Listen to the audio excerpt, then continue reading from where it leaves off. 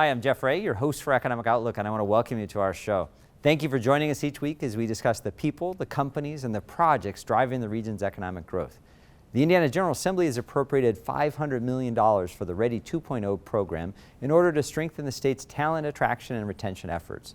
The South Bend Elkhart region will soon compete for a portion of those funds. We'll dive deeper into that effort and tell you what you should expect coming up on Economic Outlook.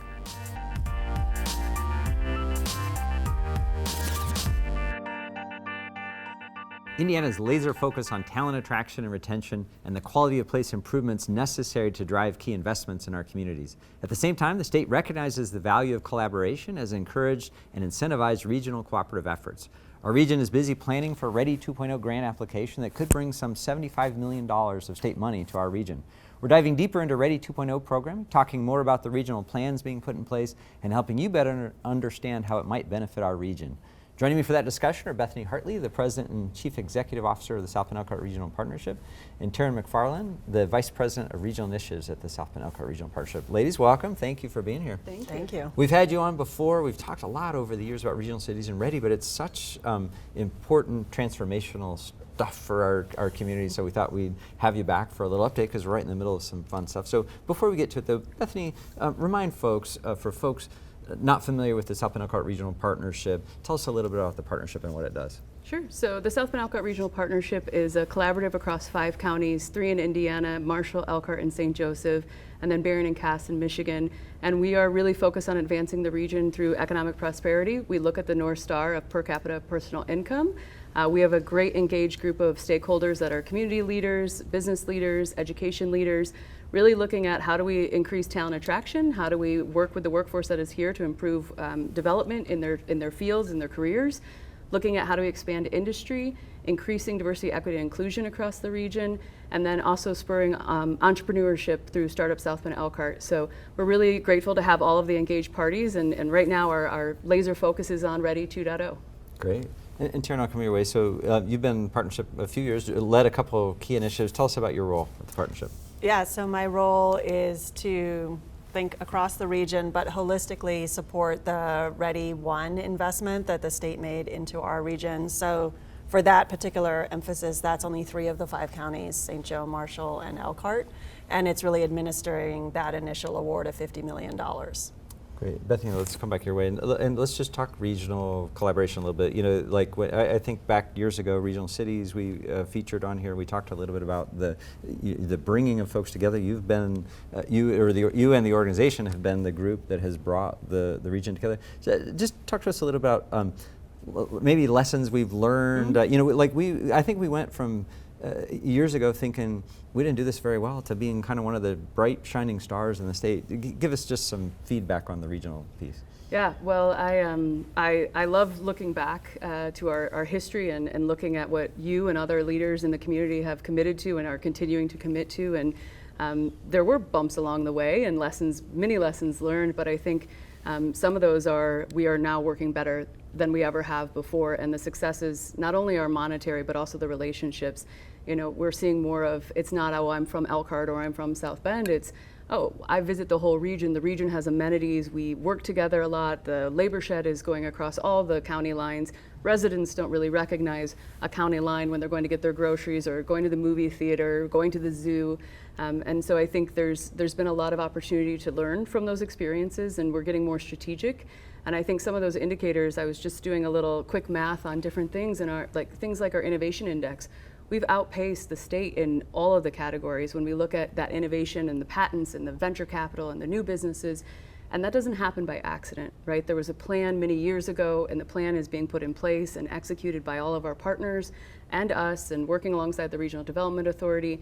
And we recognize that if one tries to go on their own, it's very, very difficult. And so how might we work better together? And I think we have looked at how do we be more additive to one another and amplify one another, because there are only so many resources that go around. And these awards are wonderful. It's not as though we have $50 million sitting in a bank account to do our own thing. It's how do we leverage other funding? How do we leverage those relationships to really be smart about what we're building for the residents here? Taryn, let's go back in time and maybe just more speak holistically about the state's idea. So with regional cities, with Ready 2.0, they've sought to incentivize this regional collaboration? Just give us some state perspective on why they would put a program like Regional Cities Are Ready together. Yeah, sure. So I think from the state's perspective, they're looking at that opportunity to leverage and collaborate. So if we're state dollars or even federal dollars are that seed capital that's coming alongside local public investment and local philanthropic investment. So it really unlocks the door, turns the key into, okay, as a region, here's what we can create together. And so it's a little bit of a carrot, but in reality, it's also reflecting the vision and entrepreneurial spirit in the region to say, yeah, we can build this, we can make this, we can create something that's going to benefit the folks who are living here and attract outside visitors and potentially residents as well. So the state has that perspective, and then our region is leveraging that and using some of those state dollars to make that happen. Great. Bethany, let's talk a little bit about just like I think back to Regional Cities, for example, the planning effort that had to happen to sort of put a regional plan together and then moving forward. Talk about just sort of the preparation piece of this, the things that have to fall in place before we could seek funds like Regional Cities or Ready 2.0. Yeah, so when we looked at Ready 1.0, that came out in the middle of the pandemic, and fortunately for this region, we are a well-organized region. We have consistent communication across all the borders. We are engaged, and we have a track record of success from regional cities with the projects that were funded through that. And so when Ready 1.0 got announced, we were quick to act and move. We formed a steering committee. We did stakeholder engagement. I believe our count was we did 93 different meetings across the region in about 9 weeks. And that took a lot of collaboration and partners to make that happen.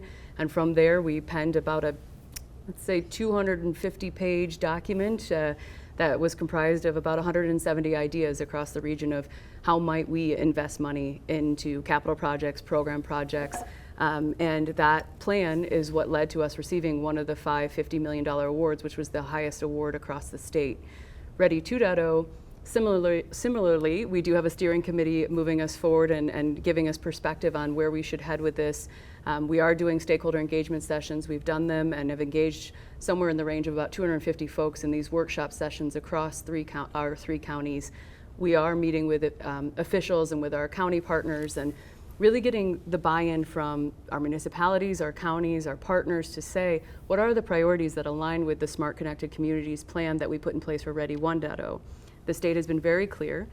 They would prefer to not have another 250-page plan. They would like us to have lessons learned from Ready 1.0. What are we all looking forward to in the future? And really looking at talent attraction and population growth. And so we're being very thoughtful about this process. It is a bit different in that it is strictly an application. It is a form that we will be putting forward and preparing, and it's universal across all of the regions. There were 17 regions that applied in Ready 1.0. There are now 15 regions for this, and the pot of funds for this round are $500 million. And that has it has a $75 million cap potential, whereas last round it was about 50 million. I don't know why I'm saying about. It was right, 50 million. Yeah, that's right. Yeah, so we are in the midst of the process right now, and the regional partnership alongside the Regional Development Authority will be putting that plan into the IEDC on behalf of the entire region, and that will happen in early February. So there are questions out there about projects getting awarded funds, and that will not happen until about a year out from now. We have to know what we're getting as a region before we can allocate anything on a regional level to any specific project. Yeah. Good. So Chair, let's take a step back on maybe on Ready 1.0 a little bit. So I think we've talked briefly about some of those projects before, but maybe to remind our viewers about what those funds helped us do. What were some of the key projects in Ready 1 that people would be familiar with? Yeah, sure. So as Bethany mentioned, the purpose is talent attraction and retention. So that's amenities. So there was a set of projects that were trails, parks, sort of public goods. And so there's some park upgrades going in Elkhart County, Marshall County. Then there's our regional attractions like the zoo, Wellfield, and Morris are all three examples of projects where there was already a vision for growth and RDA investment. The Ready investment came alongside that. Another pretty significant project that's coming online is a regional sports complex into the Mishawaka area, and that will continue to attract and grow regional youth teams, tournaments, and tourism, hotel nights, things like that. That's pretty exciting. It's new for our region. And I would say another one, two more. One over in Elkhart is the continued growth of the downtown, so the River District there. And then in South Bend, there's a pretty big vision to reduce 2 city blocks just below Memorial Hospital campus.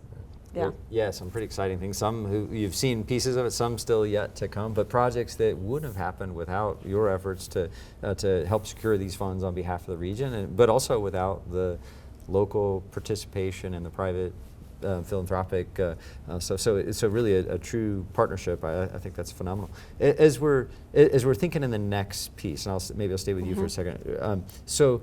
These all sound the same to me, right? Regional cities, ready. I think they're different. They evolve a little bit. What's different about 2.0 than 1.0? So I think a lot of 2.0 is building on the success of 1.0. Continuing to emphasize parks, housing, amenities. 2.0, I think there's some interest, or there is, across the state to make sure those dollars are addressing investments in rural communities as well. So that was true in Ready 1, but now there's a little more of a spotlight on that, some guardrails around let's make sure across the state that's happening. And I think there's continued emphasis on how do projects stack into our longer term plan? You were talking earlier about that. What's the region's vision for itself in 5 or 10 years so that those projects are truly transformational and truly change either the landscape or people's perception and engagement in the region. So even Howard Park is an example from regional cities. That redevelopment, years later, we're still seeing interest reverberation. It's the site of Fusion Fest. And even in Marshall County with the revitalization downtown Plymouth, that housing was, a marker of here's our future, I think. It's been fun for us here. We've had a chance to feature many of those projects on our show, and it's been exciting to do that. We're going to take a quick break here in the studio. I'm going out to the field. George Lepiniotis, my co-host, is out with an interview. George, let me toss it to you. Thanks, Jeff. I'm downtown South Bend in the old Studebaker building number 84, which has been redeveloped into an awesome office space. We've been here before, and we've also been joined by our guest before, John DeSalle. John, thanks for being with us. Thank you, George. Thanks for having me. John, the last time we were together, we were talking about some propelling the airport forward and working with community partners to help that facility and that community resource really move forward and get to the next level. Today, we're talking about a little something different. And before we get there, though, I want to talk about you because you've kind of had a little change of path. The last time we talked, you were president and CEO of Hoosier Tire. Now you're in a different role. Tell us a little bit about what you're doing now. Since my retirement, quite frankly, I joined the University of Notre Dame in a role as an executive engineer in residence in a group called Industry Labs at Notre Dame. So really, quite frankly, the role of Industry Labs is to help our regional manufacturers become more productive, more resilient, and grow and attract talent. And so that initiative is not only being supported by the University of Notre Dame, but you told me before we went on the air that there's also some grant money that's really focusing on that. The goal is to help regional manufacturers, which how do you define regional? How far is regional? So the region, the South Bend Elkhart region, whenever we say regional, we're talking about the counties of St. Joe, Elkhart, and Marshall County. Got it. And so that program is designed to help businesses, manufacturing businesses in that region become more efficient and use some of the knowledge that your group has accessible. Exactly. I mean, the university obviously has tremendous amount of resources. We partner with a lot of organizations, the South Bend Elkhart Regional Partnership, the Enfocus Fellows. We take advantage of the researchers on campus, the labs that are on campus, and we're helping regional manufacturers. We introduce them to automation, data analytics, new product development. We do student applied projects. So in addition to that small task in your retirement, working for the University of Notre Dame, you also are the chairman of the board for what we call the Regional Development Authority of St. Joseph, Elkhart, and Marshall County. Correct. And that RDA, as we'll call it for short, has a real unique role in Indiana's economic development system. What would you describe the RDA's role? Well, we're a convener. So in our 3-county region, there's a lot of great things that are going on. We're definitely a region in the upswing. We were part of the organization 8 years ago now that won the Regional Cities Initiative. 42 million, we were one of 3 regions in the state. We're fortunate enough to win that.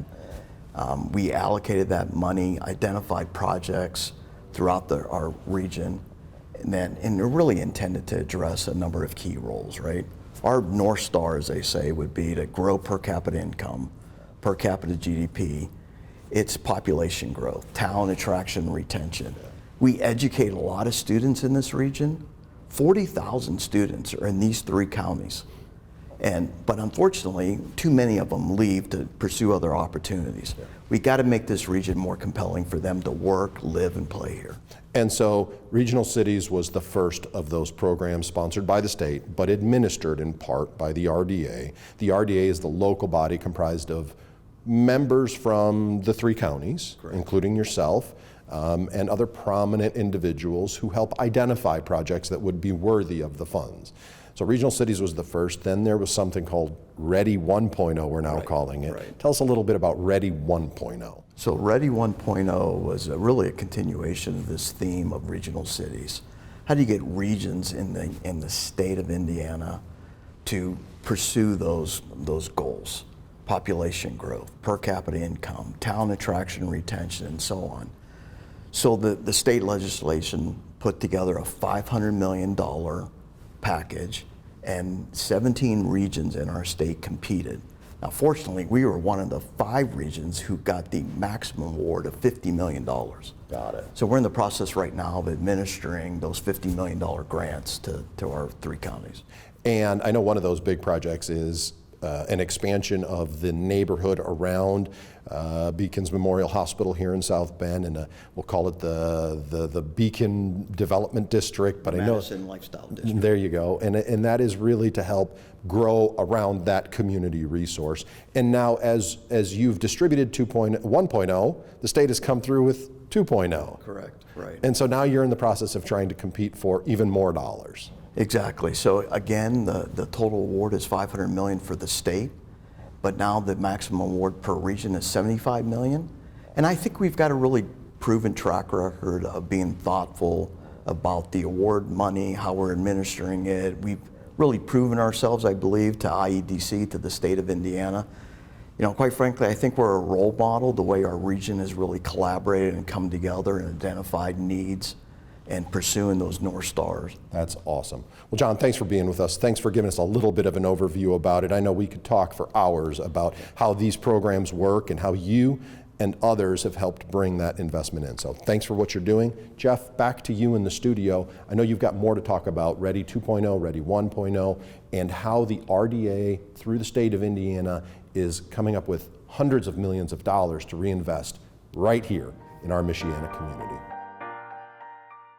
George, thank you. Appreciate it. It was good to hear from you out in the field. Bethany, let me come back here. We will keep talking a little bit about kind of Ready. You mentioned like these information sessions, right? You have brought stakeholders from every corner of the region to sit, partly in pursuit of this grant, but more importantly to imagine or vision the region, what it looks like in the future. Just not necessarily the specifics that came from those, but as much as sort of what you were hoping to accomplish with those stakeholders in the room. So I think when we looked at Ready 2.0, one of the other differences is that 1.0 allowed for programming dollars. And so with that piece, the approach we took with stakeholder engagement was working through the regional partnerships committees. This go-round, Ready 2.0, is focused solely on capital expenditures and infrastructure.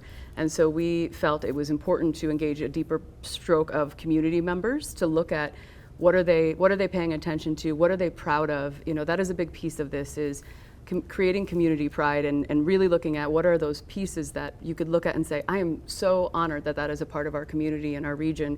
And so what we've been hearing from different folks, you know, the River District, Taryn mentioned this in downtown Elkhart, totally different from 10 years ago. It's a different place. The landscape, literally the horizon is different because of the structures that are going up or coming back online. And so we're hearing more interest in pursuing how are we leveraging our rivers in most of our major city areas? You know, South Bend has a beautiful river, and with Howard Park already being developed on one side, what are the future opportunities for the whole area? We're looking at too with training and these sorts of things. How are we building infrastructure to support more career opportunities and workforce opportunities, and really thinking about the infrastructure that we know is necessary for a growing population. I just visited a city that they grew so fast, the infrastructure cannot support it. And so I think as fast as they've grown, they may decline just as quickly because it's challenging. And so as we're thinking, we have all these forward-thinking community members and really buying into what they want the vision to be. We actually ask each participant to come up with a headline for the South Bend Elkhart region. You know, in 5 years, what do you want the headline to read about this region? And that has been so informative and so encouraging because people really do have a belief in what is some call a renaissance in this region. All of us call it, we've been putting in the work and it's coming to fruition, and you in particular. And so it's just really exciting to get more community buy-in in that process. Yeah. Taryn, certainly as this is going, people have their own interests too, right? They all have projects on their mind. There's probably way more projects than we possibly would have funding for. Talk to us a little bit just sort of timing over the next year and kind of how those will advance. I think Bethany was talking about, you know, you guys will put application together on behalf of the region, but walk us through kind of maybe some time frame associated with that. Sure. Yeah. So all regions are applying to the state. And we'll doing that in February of next year. I would anticipate in Q2, regions will know what their allocation is, and from there, the Regional Development Authority will then run a process to solicit specific project applications. Right now, we're really talking vision, big picture. When we come to next summer, we'll be looking at what is a specific project, what is an individual effort, what would that look like? Those will come before the RDA. They will use a process to then select those individual projects for awards, and they should complete that process. We're anticipating end of Q3 into Q4 of next year. And then the READY dollars, and this has been true in READY 1 and READY 2, those awards are actually reimbursement based, right? So projects are incurring those costs and then drawing down those funds. So that would flow through at least 25 and 26, maybe into 27. So that's the overall timeline that we're anticipating at this point. I think the state has been pleased with the progress so far. Our region is certainly fast on getting dollars out the door, I think. And so there's an interest to continue to fund and spend down READY 1 at the same time that folks are going after that READY 2 dollar. So both things are happening simultaneously. Great. Bethany, come back your way, because like two things pop into my mind. One, you mentioned the Elkhart River District, for example, which we highlighted many years ago, which was just a concept on paper, which now has made some generational type changes. And if you went to Culver, or Plymouth, or South Bend, or Mishawaka, you know, similar story. I forgot where I was going on with a question on that, but just talk about I mean, this is kind of this unique opportunity we sit on the cusp of, right? That we've made some important change. We still got some work to do. Speak a little bit to the chance to influence the next 10 years in the community. Yeah, well, if you probably have noticed this, the IEDC, Indiana Economic Development Corporation, has changed their tagline that Indiana is for the bold, and so they are sharing that with us to tell us to be bold, be bolder than we've ever been. And so when we're looking at things like READY 2.0, and the word transformative often gets thrown around, and it can mean different things in different size communities, but truly, what will change this region? You know, what are those unique opportunities that, but not for READY, may not be possible? And again, thinking about, we have 9 higher education institutes in our 3 counties, and we educate 30 to 40,000 students a year. We want them to stay here and keep that education here. And so what do we need to do to make that happen? And I think, again, as we look at per capita personal income, that is directly correlated to that. And so I think there are bold ideas out there, and I think there are bold plans, and we want to be a part of supporting those as much as we can, and helping those come to fruition, and not thinking, oh, we just want to do one-off project out in the middle of nowhere that may not have the impact that it would as a part of a cohesive plan. And so we're really excited about all the things that are happening across the region, the development, the new jobs that are being created, the new smart jobs that are being created, and again, how can this funding serve as a catalyst to support that growth and encourage more of it? Right. Taryn, as we get to our last minute or so, we recently were with the Secretary of Commerce where he commented Indiana's the only state doing some of this. Just speak to how helpful the state is in sort of recognizing this big thing and being this active partner for local communities. Yeah, I mean, as Bethany said, I mean, the state, you listen to the secretary, let's go get the economy that we want, right? So in some ways, READY is both a reflection of an aspiration, here's where we expect ourselves to be, and then executing against that. So the speed of partnership and the closeness of the partnership, we have direct staff who support READY at the state level who've been here multiple times now, assisting us in looking at project execution and project selection, and just the overall sort of can-do spirit of like, we're gonna make this happen, I think is decisive, and success builds success, right? So we're proud of what we've already accomplished, and we know that should we get that kind of dollar investment again, we'll make it happen. One thing I would say about READY is it's a 20% or less dollar into any one project, right? So it's that catalyst. What that really means is our region is coming up with the other 80%. So we are building our own future alongside the state, and to me, that is pretty exciting. Great. Well, thank you both for being here. Bethany, real quick, if people want to track or follow what's going on in READY, what's the best place for them to keep up with what's happening? Yeah, they can go to our website, southbendalcart.org, and there is a Ramp Up READY, that's our new tagline for READY 2.0 landing page. Awesome. Thank you, guys. Thanks for the conversation today. That's it for our show today. On behalf of the entire team here at PBS Michiana, thank you for watching or listening to our podcast. To watch this episode again or any of our past episodes, you can find Academic Outlook at WNIT.org or find our podcast on most major podcast platforms. We also encourage you to like us on Facebook or follow us on X. I'm Jeff Ray. I'll see you next time. This WNIT local production has been made possible in part by viewers like you. Thank you.